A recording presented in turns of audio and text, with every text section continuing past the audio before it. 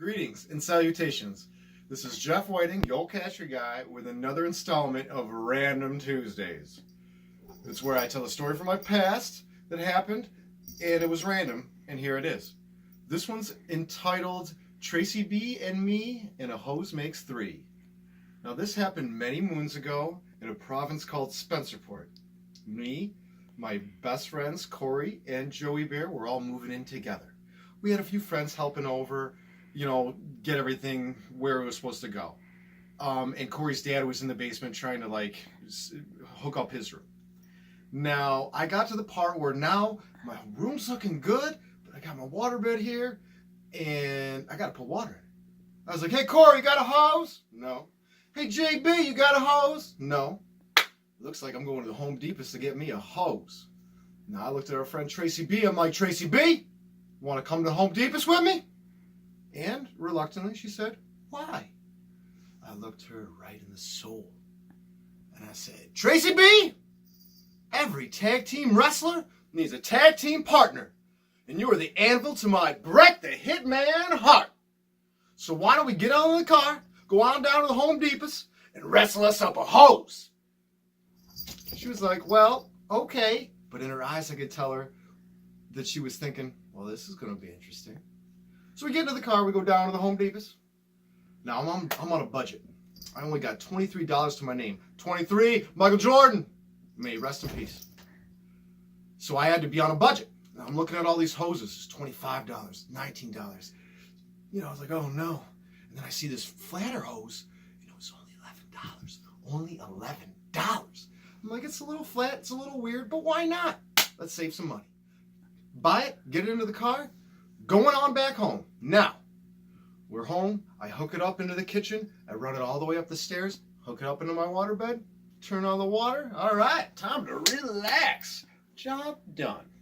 About 5 minutes later, Corey's father comes out of the basement. Now, he's been doing electric work to try to make Corey's room a little more less basement and more bedroom. And he's soaking and very mad. He's like, what's going on up here? Where's all the water coming from? And I'm like, well, that's strange. I mean, I'm filling up my waterbed, but that shouldn't have anything to do with the basement.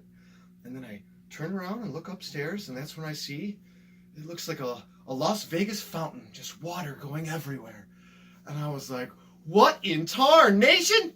Ran downstairs, turned off the water, super apologized to Corey's dad, and then I got on the phone with the Home Depots. I'm like, excuse me, you all sold me a hose.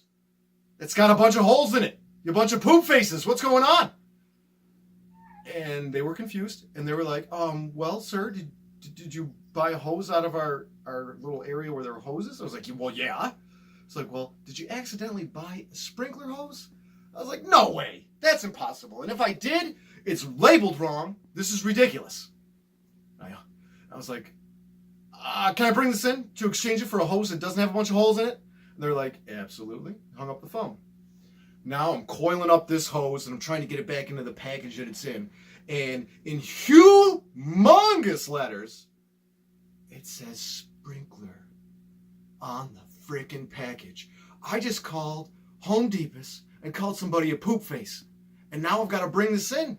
If I had any money to my name, I'd be like, well, we got a sprinkler hose and I'm going to go to Lowe's and we're going to buy another hose. But I had $23. I have to bring this hose back in to return it for a hose that doesn't have a bunch of holes.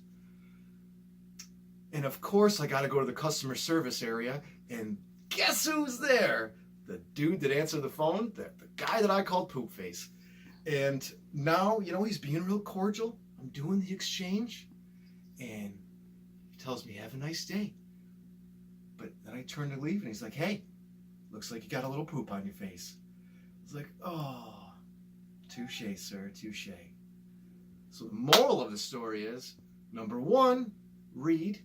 Like all the time, if there's big words in front of you, read them.